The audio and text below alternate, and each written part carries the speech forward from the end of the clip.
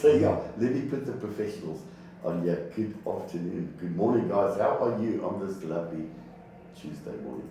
Morning Don, morning MCR, morning listeners. Short for having us. Môre almal, lekker om hier te wees, dankie. How's it? Back again. Always so nice to have you guys here. And yeah, of course,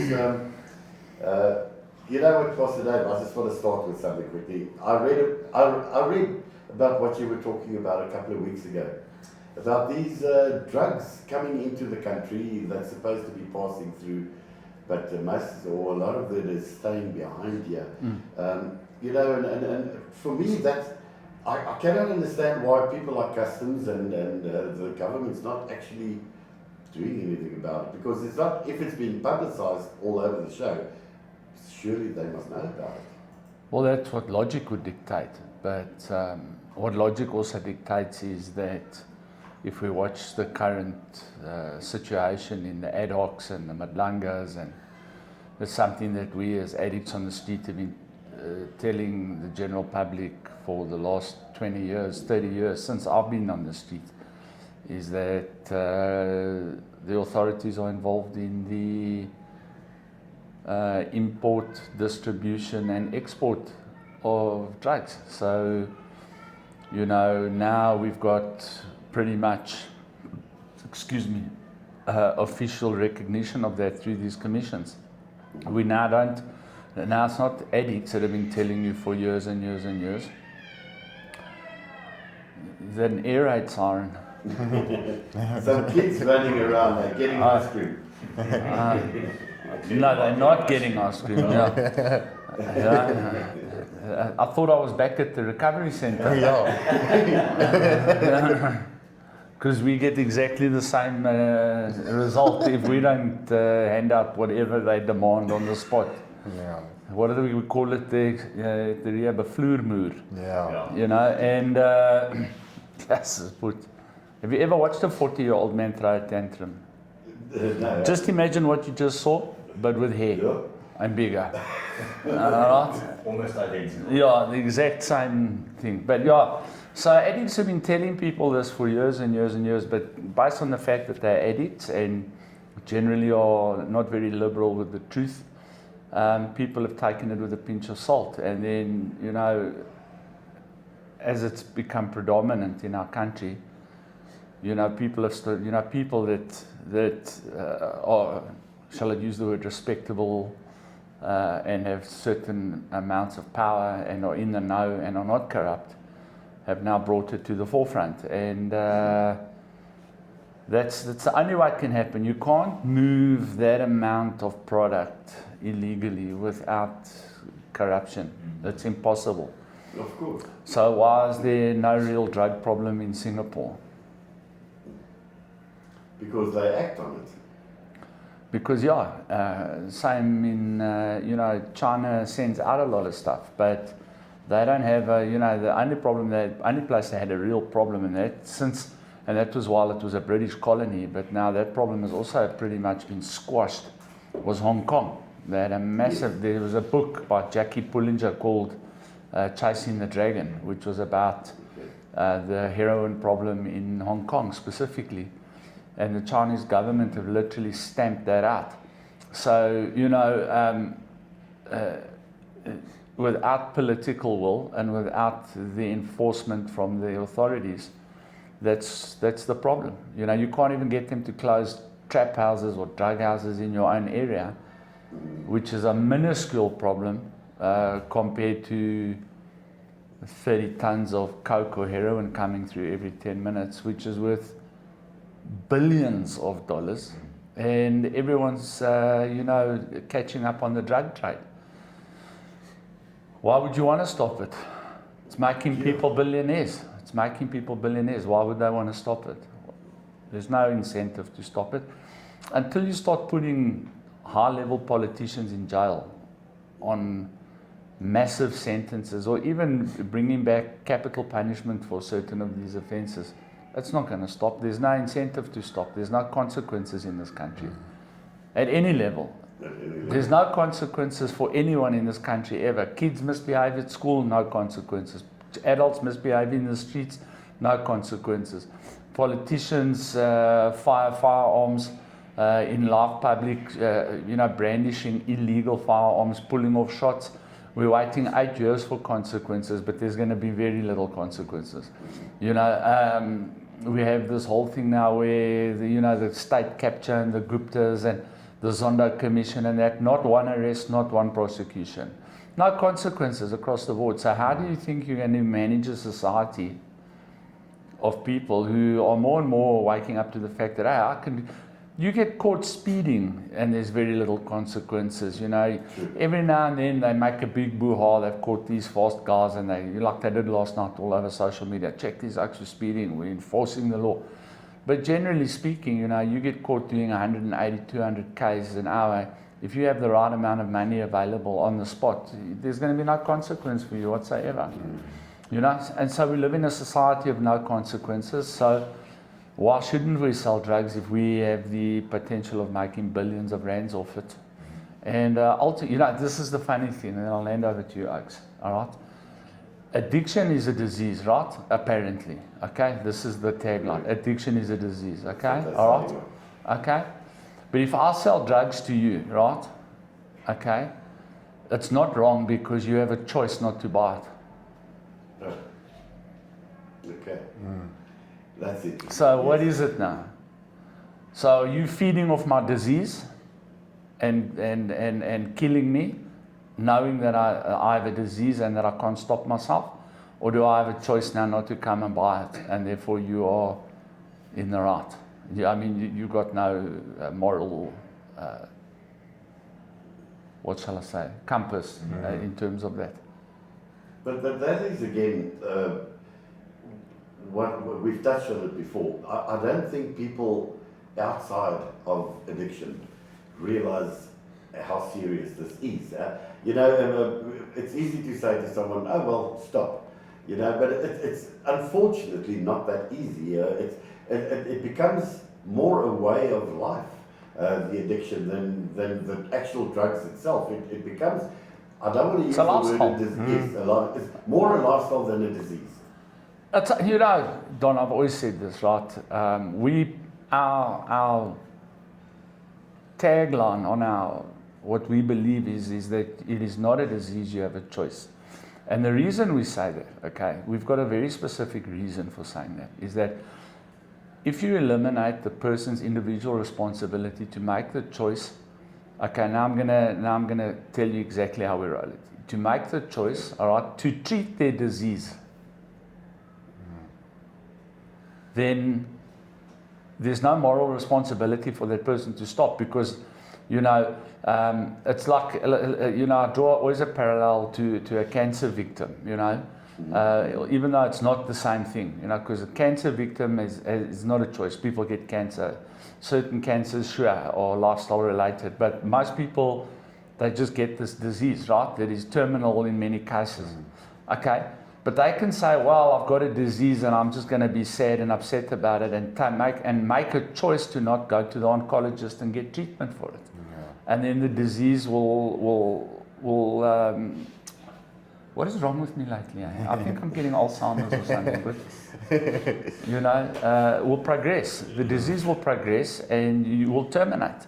And addiction is the same in that sense. If you don't make the choice to get the treatment and follow through with the treatment to its conclusion, the disease will progress and will terminate you.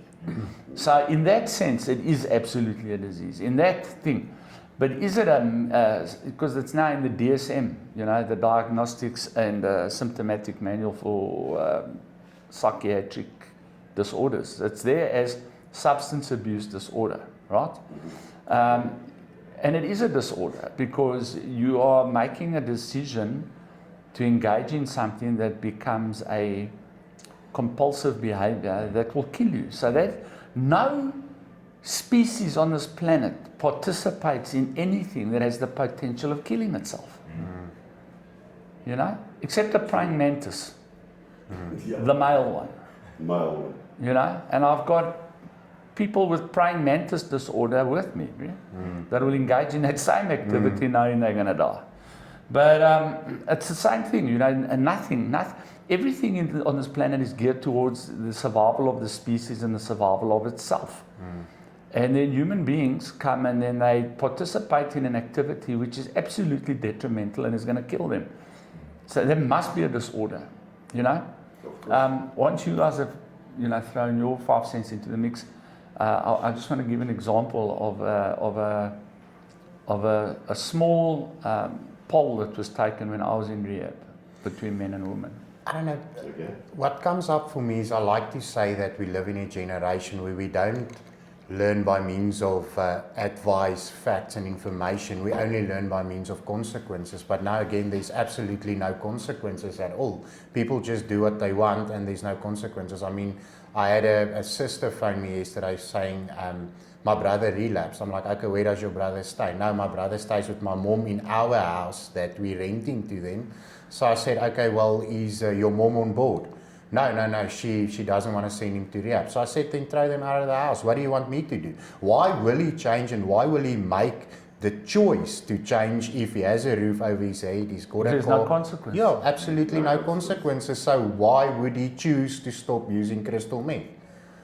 Yeah, but can't the law... So I said, Why stop taking drugs?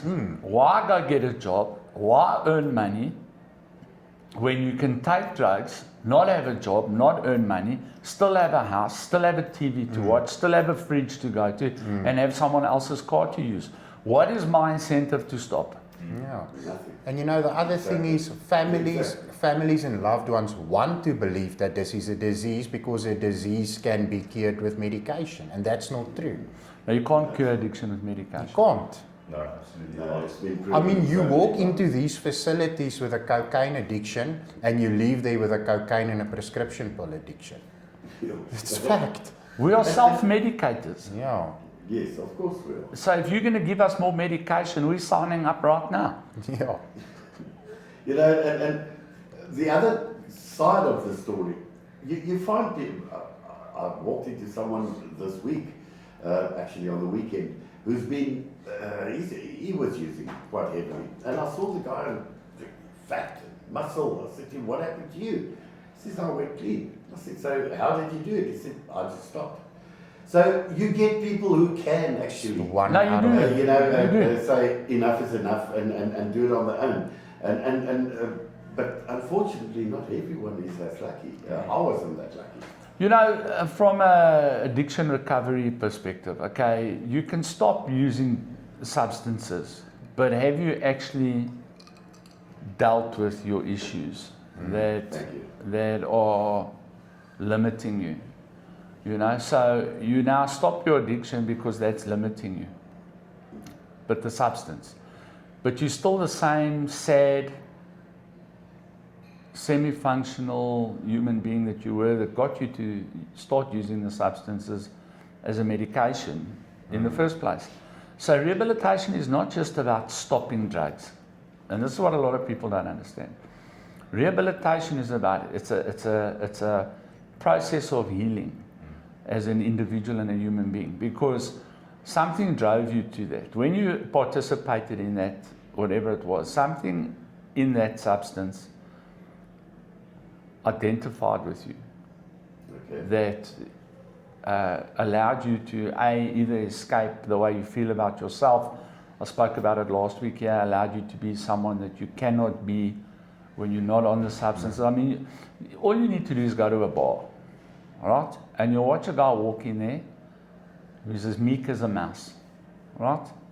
And he'll sit in his corner and he'll order his drink, right? And he'll have one. And then he'll stand up and he'll look around. And then he'll have another one. And then he'll approach some guys there and then he'll engage in a conversation, which you wouldn't have been able to do before he walked in the bar, Without the right? Then he'll have another one. Then he'll start getting very verbal about his point of view. Then he'll have another one to the point where he's now ready to engage in physical violence to enforce his point of view. Yes. You understand? And then he'll leave, right? Or he'll be thrown out. And then he'll get home. By the time he gets home, he's sober, rich. And then his wife blitzes him. Okay? and he goes to sleep, and the next morning he's back being that meek, mild mouse guy that he doesn't want to be, but the alcohol allows him to be Rambo. You with me? So it allows him to be something that he cannot be when he's clean, because he doesn't have the skills, or he doesn't have the confidence or the self-esteem to be that. So a recovery from addiction is to try and get you to be the person you want to be, all right, without the influence of narcotics, to give you the courage and confidence to be that person. That is on a stimulant side. On a suppressant side, the person suppresses themselves to the point where they don't even know who they are. So they knock themselves out with heroin and these types of things. Now, alcohol is both. It's a stimulant and a suppressant. So it stimulates you, and the more you take, the more it suppresses you. So you become this stimulated individual until you get too drunk and you fall down, right? Yes. And then by the time you wake up, you're back to the person that you didn't want to be to start with. Whereas heroin and benzodiazepines and that, they make you not care about the person you are, and they make you not care about the person you want to be. They dull you, they anesthetize you to the world. And so that is your escape route. So the whole point of the exercise is to remove all of those substances. That's why we include antidepressants and antipsychotics and mood stabilizers and all of that, because those things are doing the same thing. They're allowing you to dull your mindset so that you can be more accepting of the person you don't want to be. You don't want to be. You understand what I'm saying? So we in rehabilitation, so what we try and teach you from our perspective, okay, like I said, we use many other psychological means, but is to get you to be the person you want to be, but primarily through the viewpoint of what the Word of God tells you what God believes you should be, which for men is a king and for women is a queen. Right? And to have the confidence to understand that you are able to be that because you've already been ordained to be that. You know, now what is a king? You know, if you're a king in your own household and you're a good king, then you're a king who serves your family with authority. If you're a king in your household and you're a bad king, then you're a tyrant. And God didn't create tyrants, He created people to be good kings. In other words, to serve their families with authority and provide for them and give them the opportunities they need to blossom. But many people can't be that. And many people, myself, I was one of those guys, and I used to get heavily on the drugs. I used to become the tyrant king. Okay. You understand? I used to rule with anyone I came across. You know, the more fear I could instill in someone, the happier I was, because in my mindset, you know, I confused fear with respect. You know, not understanding that fear and respect are two completely different things, you know. People could respect you in the sense that they fear you in the sense that they don't want to get hurt, you know. But when they walk away from you and they talk to other people about you, or even in their own self-talk, you know, they're condemning you and vilifying you in their mind as being, you know what. And I confused that, but I didn't care, because it was the closest thing to respect I could get in my life, which was instilling fear. Yes. Because actually, the person I wanted to be, that the fear allowed me to be corrupted, in the sense that the fear was playing doppelganger to respect, is that I wanted to be a person that had respect from other people. But the drugs allowed me to get the respect through a fear response, not through a genuine respect response. Do you understand what I'm saying? But it was better than nothing. You know what I mean? It was some kind of validation for the person that I want to be. Want to be. But now finally I feel I'm becoming the person I want to be. And the craziest thing, what's bringing respect from people, I think, I don't know, I may be out of line. You know, people are welcome to contest this.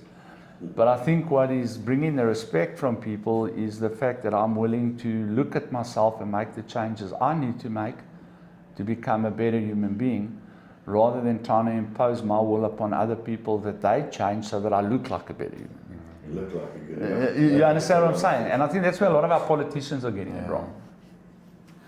So true. I see it on a daily basis at the centre, and you know, I asked myself the question the other day. The guys, most of the guys there, they don't have respect for themselves. They don't have respect for the people around them. There's no discipline. There's no routine. And I asked myself the question, but why is there none of those things? And the first thing that came up is that you need some sort of a formal education. No education. Most of the guys there only have primary school, maybe standard 6, 7. They haven't worked a day in their lives. So Never followed through on anything. Yeah, what will motivate you to make the best of whatever you want to do? I mean, if you can just take substances because that's the only thing you've known since you were 14 up to 40.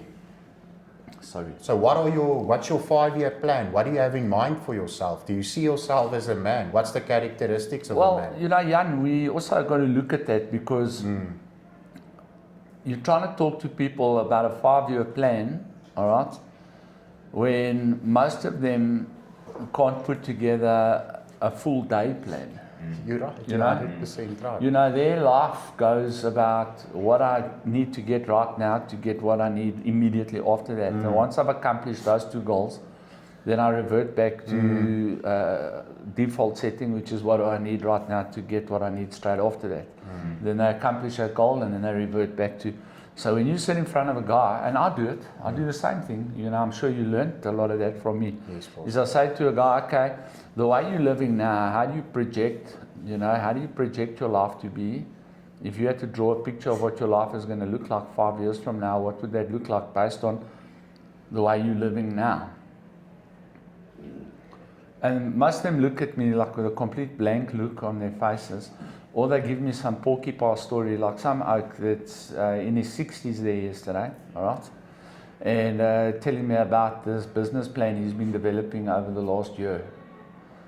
I said, but brother, you've had 60 years to develop a business plan, you know, and it's never worked out. You're still sitting in rehab at 60. And I mean, this guy's literally homeless, but. Yeah, yes. So, you know, now you're telling me about some business plan because in his mind, you know, if he uses the words he's heard me use in devotion, which is things like goals, business plans, visions, you know, future thinking, he thinks if he uses those right words, you know, I'm going to stop talking to him. That's because that's all he wants to do. He wants to end that conversation as soon as possible. Yeah, of course.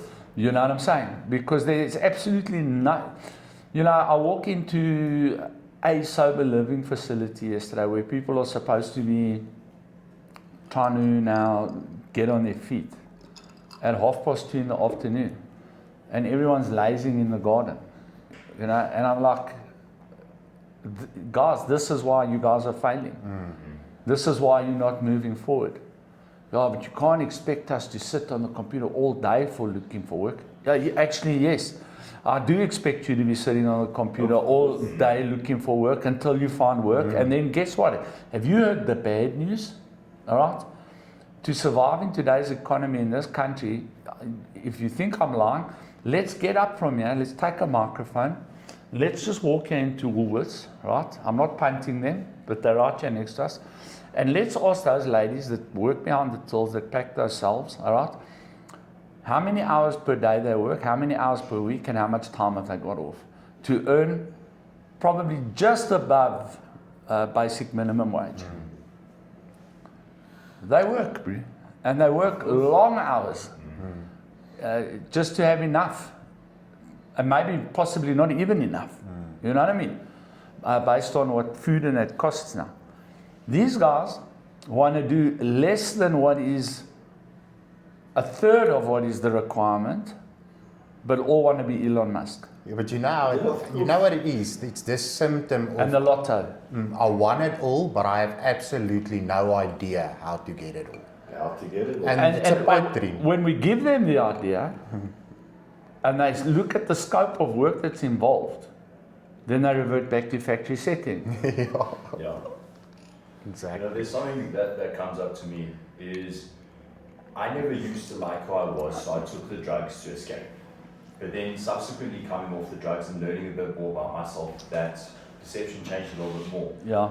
But a lot of the guys, they get off the drugs and they still don't like who they are. They don't like what they haven't accomplished, or they don't particularly like what they've done in their lives. Sure. And now they've arrived at this junction in their life where they want to change, but they don't really know how because they haven't equipped themselves, they haven't given themselves any necessary life skills to achieve a task or to attain their goals. And they're not particularly sure on which direction to move forward to work towards their goals. So you get these guys who, they want it all, they don't know how, they're not willing to change, and they're not willing to take initiative to learn something new, to build a better future for themselves or provide better for their children or their parents or themselves even. Well, I don't know how you can leave Walking with Winners and still be in that mindset. Well, we see it on a fairly Yeah, but I basis. just, it's not for lack of trying. I can tell you right now, if you go to that bag that's lying there of mine, or you go look on the back of my bakkie, right? And you open the back of my bakkie, there's about a half a ton of excuses you can use there to fail. Yeah.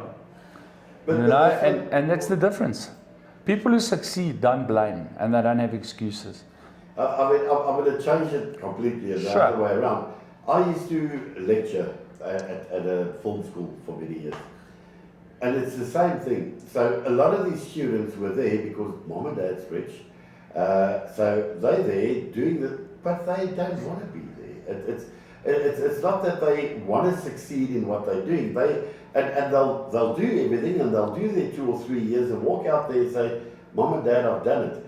But it's not that they're doing it because they want to. It's just to impress Mom and Dad. Okay, I've come through this. Now. Why? I've done what you're Okay, asking so on that note, like out of your industry, right? A guy that pops into my mind from when I was a young man, and I absolutely idolized him, and I still think he's great. Okay, Alex J. Okay, Yes. all right. What keeps a guy? If we go even further back, what was that guy from 702? Brilliant radio guy. John Robbie. No, before him. Burks. John Burks. John. Right? You look at guys like that, right? Barry Hilton. Okay, comedian. Okay? Cousin. Right? The cousin. How's my cousin? If you're listening somewhere, Hermanus, wherever you are. But what keeps those guys going until the ripe old age that we're all at now? What drives them? They've got the fun. They've made some cash. They've obviously put some cash away. They've done everything there is to do in their field. Okay, they household names, all of them. All right, but they still get up in the morning and they come and they'll switch on the mics, get the sound desk going, find out from their producer. Even a more recent guy, Gareth Cliff. These types of guys that even Anele from 94.7. What drives them to continue, and it's passion. Yeah. They love what they do, right?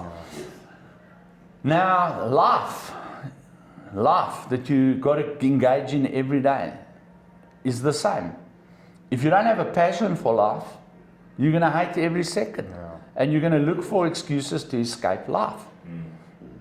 Just like people look for excuses to escape, because exactly what Greg says. They don't know what direction they want to go in. They don't even know what they're passionate about. And they don't know what they're passionate about because they've only had one passion in their life. Drugs. Drugs. Right? And so because they don't even know, that's why, we encourage. The other day I said to the guys, right? Watch this, bro. Okay? We're gonna do the scuba diving thing again, right? Okay? Because I believe it's a good outlet. It's very peaceful, it's chilled. You're at the ocean, wherever you are, right? I said, right. So the first thing is Bass Lake has been completely upgraded. We obviously want to support local, okay? So we said, what we'll do is, for the guys that show the best progress, okay, every week we will take 1 combi load of oaks to Bass Lake, okay? And you can do whatever you want there, right? You can bass fish, you can swim, this, that, whatever there is to do there. We will supply some food and that, okay? But obviously there's a cost attached because Bass Lake is not free. And I think we were going to charge them $500 for the day, right? Petrol, food, everything. Let's go. 0 takers, but out of 40, 0 takers, right? Okay? Then I said, okay, same deal. They've now got a scuba school there. I don't know if you folks are aware, but they've got now a scuba school at Bass Lake, a centre, right? Give us your names, we'll go get the prices and that. We will not put 1 cent on. You know what I mean? Not 1 cent. Whatever the scuba school charges for you to learn how to scuba dive, that will be the cost. Okay. Just to get you to try something different. 0 takers, but events like you guys run and that where we want to get the guys involved, these are always the guys that put their hands up. Absolutely. These 2 guys. The others, 0 interest, listen, bro, 0, you know? And then you look at that and you go, all right, I don't know if these guys were maybe in the military with us, where the first rule was never volunteer for anything. Never volunteer. You understand? But you're not, bro, because if you don't learn to climb out of your shell and try new things and explore new things, your default setting is to go back to the only thing you know. You know? So true. And it's weird, parents will pay thousands every month for cigarettes, Yeah. but they won't take out a cent for activities and things that can encourage a guy to try different things. Because ultimately, what is life about? Other than work, okay? We all have to work. You either love what you do or you hate it. Oh, yeah, I hate it. And I'm slipping from the love into the flip and hate area. Because, now I'll tell you why, I can pinpoint it. Because the addicts that come from our generation, the vast minority, were people that, when given the opportunity, didn't take it. And wanted to improve. The guys I was all in rehab with. Most of the guys that I went to rehab with have recovered long term. It took them a few tries, but they ultimately attained it and they have gone on with good lives. Now, and they were sort of motivated because they saw that's what they want. Now the guys don't even have the vision of what they want. Of course. You know what I mean? And when they get the vision of what they just simply do not have the drive to get up and go and get it.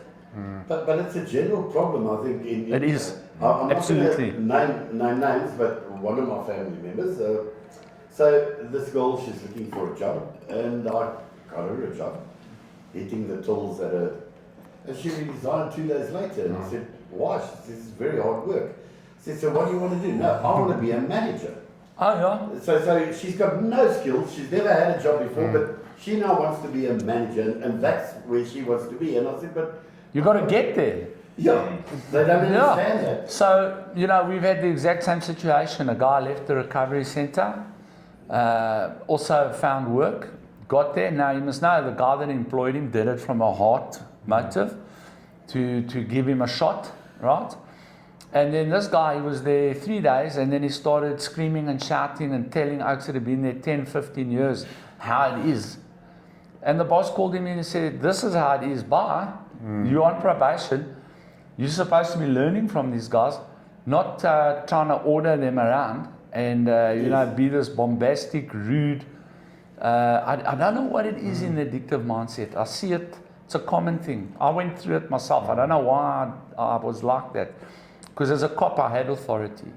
But when I was in rehab, I was given authority and I absolutely abused it. Yeah, absolutely. You're going to watch, there's a big documentary coming out in July and I'll feature in it about that. How people that are put in charge of other people that were addicts become abusive. And I spoke on that because of my walk. I became that, absolutely. And I don't know what it is with us. We have such a low self-esteem that when we're given some kind of authority, we just start abusing other people to boost our own self-esteem. And we constantly, at our center even, have got to flip and be on the oaks that are, they don't have authority at all. But because they got they get a better status. So you'll go from a resident to being a senior resident. And as a senior resident, you'll sort of have, you'll be like the class captain at school. Okay. All right? So you got your class and you're the class captain, okay, on your work project. And you got no authority. Your only authority is make sure the oaks are where the staff tell them to be. And if they're not doing what they're supposed to do, write it in a little book. That's it. Yeah. That's your authority, my mate. These oaks go from being out and out substance abusers to literally, I watched that movie the other night, Adolf Eichmann, Oh, brilliant. you know, the Yeah, architect of the farm. They go, like literally, overnight. I'm a resident. Okay, now I'm a senior resident. I'm talking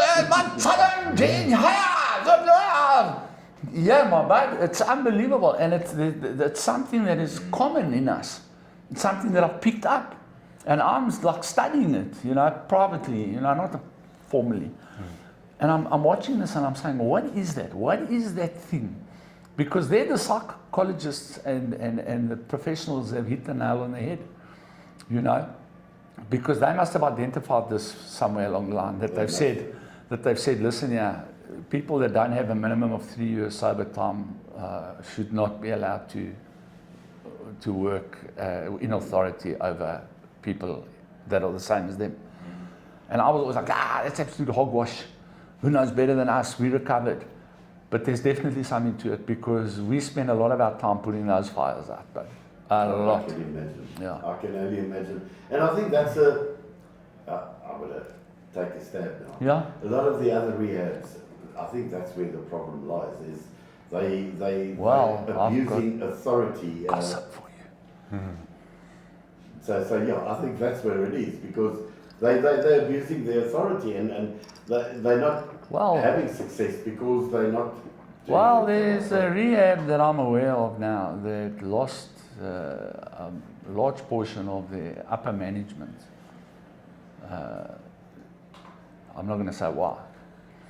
And I know that there were certain things going on there that I know about because I got a couple of guys that left there and came to me, you know, not all at once, but, you know, guys left, relapsed, whatever.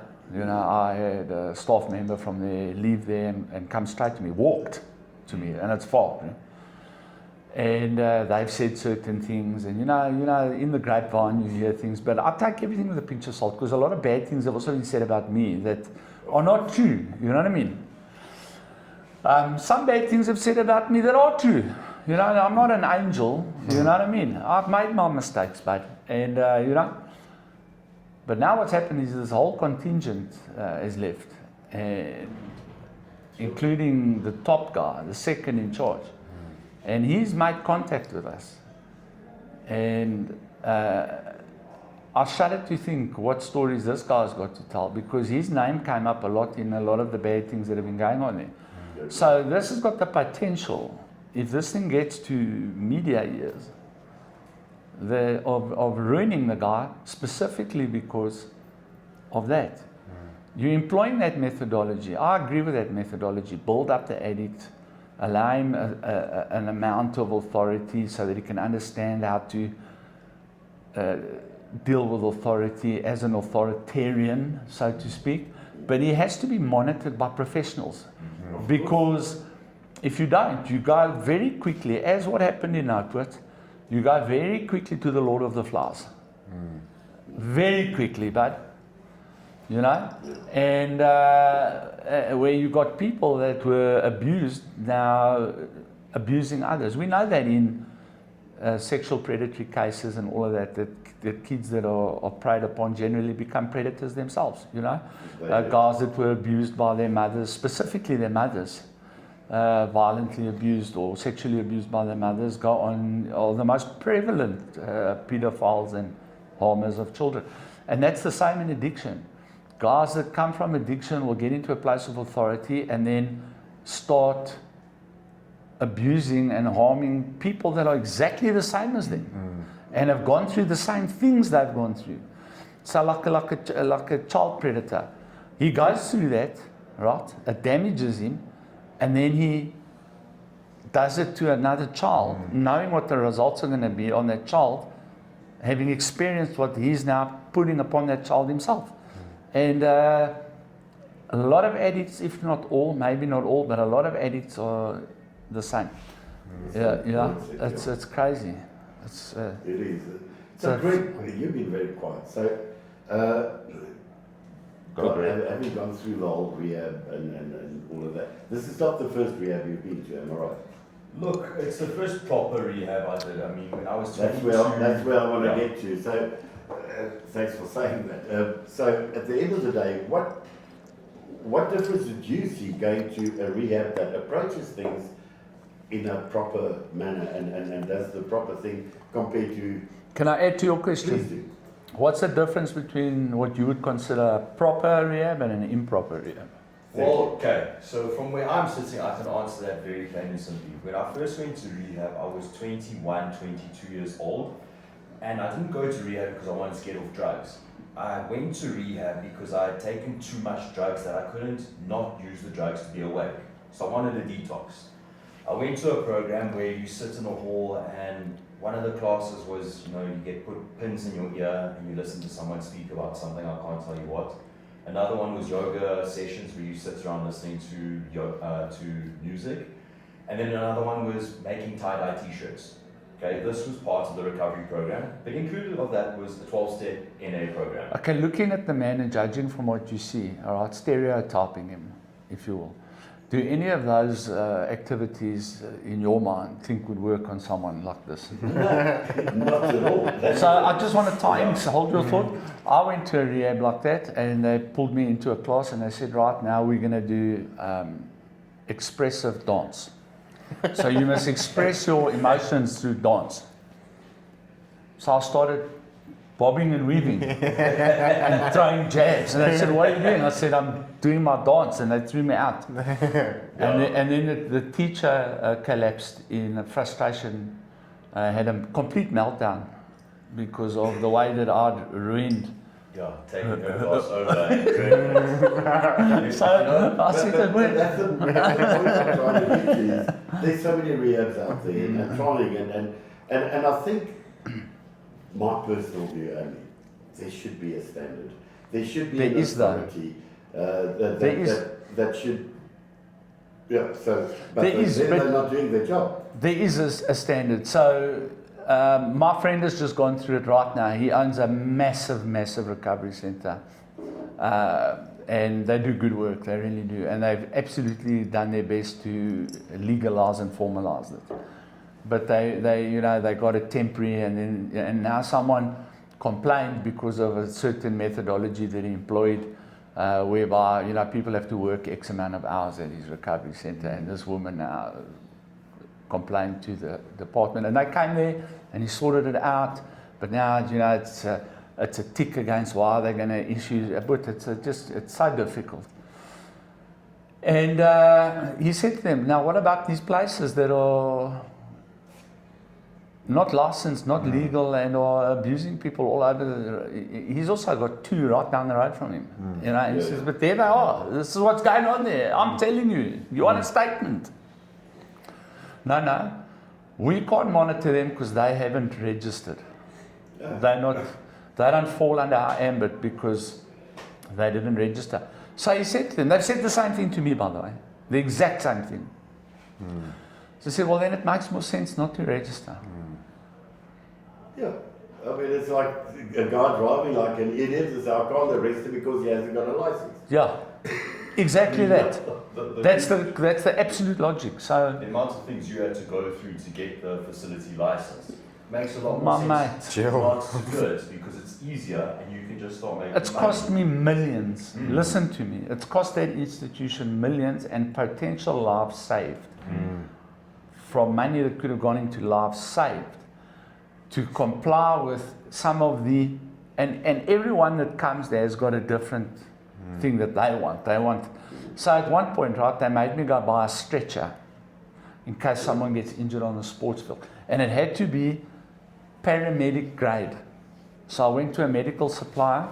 That stretcher cost me in equivalent now, what it would cost now, but it cost me then $2.5 grand. What it would cost now would be 18, 19 grand in equivalent, right? We have used that stretcher 0 times, right? Okay, 0 times. It's there. You must have seen it. It's up there. It's red, right? Okay, we've used it 0 times ever. Okay, and when they came back and we said, look, we got the stretcher, the very person who insisted we have it said, why did you get a stretcher? It's in the normal standard. And I thought I was going to lean across the table and throttle this individual, right? Of course. You know what I mean? And this is the type of stuff we have to put up with. So there is a standard, but not everybody is measured equally according to the standard. And many people don't even have to apply the standard. And those that don't apply the standard are not policed in any way or form or run into any negative outcomes in any way or form. Until somebody, the eventuality occurs because they don't have, because some of the things in the standard are absolutely, I agree with 100%, okay? And because people don't, and those are life-threatening things that must be in place, right? So, and they don't comply with any of those things, then someone dies there. And then everybody throws their hands up in the air. Oh, what's going on? What's going on? We warned you. How many times? And now, what's going on? It's to be honest with you, Donovan, I'm really, like I did about a month ago on the show, I'm really looking at things and going, no, my bad. When it's all gone, and it's all in the toilet, and it's all, I'm going to take the advice I tell parents and supporters of addicts. Stop being codependent to the addiction and enabling the addiction, right? So I'm saying this to myself now. Dave, stop being codependent to South Africa and enabling South Africa to kill itself. Walk away, bro, and let South Africa feel the consequences of their decisions. And when they're at rock bottom and they reach out for help them and come back. Come back. Yeah. That's where I'm at, bud. Because do you know how many shows I've done? Radio shows, TV shows, books, podcasts. Brother, if it's one, it's 100,000. Talking about addiction, telling them where it's going wrong, showing them where it's going wrong, bringing evidence of where it's going wrong, pointing out to them how the dealers are bringing the drugs in, how they're laundering the money. I did it again on the weekend. And, I'll do a show on, let's say, Julius Malema. I'll have a little dig at Julius, right? But can I tell you something shocking? Do you want me to tell you something that's going to shock you? Right now, I think he's probably the most intelligent politician we've got. I'm being dead honest. When I look at what these other guys are saying, yes, he's got his view now on this whole thing that happened in Windsor that I don't agree with, and and I don't like what he stands for overall, right? But when I listen to him speak, and I listen to him make his arguments, especially of late, there's a lot of logic in what he has to say, right? And, he's privy to information we don't have and all of that. And then I must listen to some of what these other guys say. And I brew. And that is terrifying to me, that I am starting to identify with Julius Malema. You know what I mean? It's scaring the crap out of me, because how bad is it that I'm starting to think, got a point there. I don't want to say that, And when that starts happening, where you start identifying with communism and secularism and all of this stuff, and blatant racism, then you've got to start asking the questions, And ultimately, us as recovery centers, how are we going to rehabilitate people if nobody's got the money to pay for rehabilitation? Exactly. Because the economy is dead. Yeah. I walked through my center yesterday, I'll be honest with you, and I got sad. Because I looked at the condition of the center. And the guys keep it clean and tidy, but that place needs a major revamp. And to majorly revamp that place is going to cost me 2 bar. Of course. 2 million rand to make it, get it back up to standard. And I don't have, but where am I going to find 2 million rand? Because, to recover people at 250 rand a day per person and then still maintain your center is impossible. It's impossible. How you doing? We're not doing it. We're moving backwards. Because although the fee has stayed the same, the money, the value of it is a third of what it was 5 years ago. So I'm actually doing it. In reality, if you take inflation into account, I'm doing it actually for the equivalent of what 5 years ago would be 2 grand. That's scary. That is really scary. Because our fees haven't gone up in like 5 years. No, it hasn't. And the second we put them up, even $500, our phones go dead. Yeah, You know, because the illegal facility can do it for $4.5 a month because he doesn't have a social worker, he doesn't have a nurse, he doesn't have the brilliant and fantastic Batman stretcher. Sure. Yeah, that is. And then on the other side of the equation, the rich oaks, they go to the 5-star places, as would I, Of course. where they get treated like rock stars, you know, at $100,000 a month, you know what I mean, that the medical aid covers. Lovely, they pay a slight co-payment. But, you know, they got menus to choose from, and they got flat screen TVs in every room, and they allowed their cell phones on site, and they allowed all these wonderful things because they're still in that portion of their addiction where they can afford this type of treatment, or their families are very wealthy, and even though the addict is down in the gutter, the family can afford it.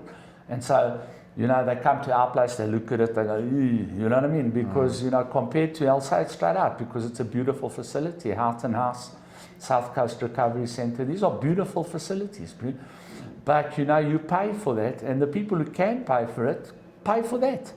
And then we get the guys that can't afford that, and they can barely afford what we charge.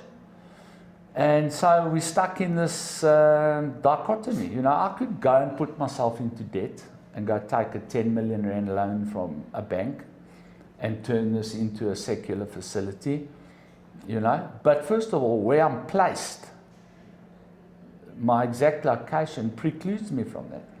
You know, I could sell that property and move to a more upmarket area, but then I would have to change my recovery model and, you know, cater to Which you're not willing to do. cater to a better off demographic and, you know, make my life better all around, because, you know, if I get a smaller place and get 15 people instead of 40 and charge 15 people 60 grand a month, China, it's groovy. I'm gonna be smiling, you know what I mean? And that's it. But and then what happens to the rest? You know, they get trapped in these rehabs that are calling themselves rehabs. They're not rehabs.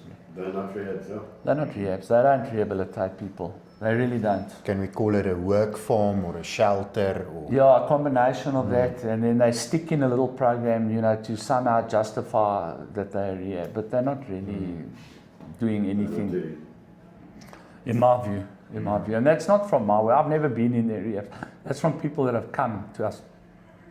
Guys with us are shocked because they've got to attend 3 different classes a day and go see a counsellor and speak to a social worker. And they're like, what? We'd also like to make them work a little bit more, but we don't have the time to make them work a little bit more because they're so busy with recovery programs. yeah. You know? Guys, We're up. Time's we're up. out of time again. Lovely. But today's been very, very insightful. And, you know, when it comes to rehabs, I think a lot of people have misconceptions, and I think we've put a couple of facts straight today. And we haven't talked about one thing that I wanted to talk about. You still got 5 minutes. No, it's going to take a whole show. So next week, what do you want? How did the drugs come into your area? Let's talk about that. Yeah, and you know, everyone knows. We all know the dealers. We see them, and I've We reported don't. many. I've reported many, and nothing happens. I mean, we all know. But the why drug did they guys come here? We get into that next week. Okay. Why did they come here? Why would they pick this little hamlet? And if I must tell you where your most serious drug problem is in Midville, you're going to fall over. Or your viewers are going to fall over. Except your listeners. Except the listeners that actually live in that area. They're going to go, yeah, we know. Absolutely. All right, we'll talk get about into that. next week. Lekker. No problem at all. Thank you again, Tyron Tube, for making this possible. Bond in Without you, Bonaparte. it would have been not as easy as it is. And of course, Walking with Winners, guys, go to www.nodrugs.co.za if you want to get some more information on exactly what they do and how they operate. And of course, to get hold of them, 079 074 4117. Thank you. You can speak to the guys there. God bless, guys. Thank you. Thank you Shot, so much. shot, guys.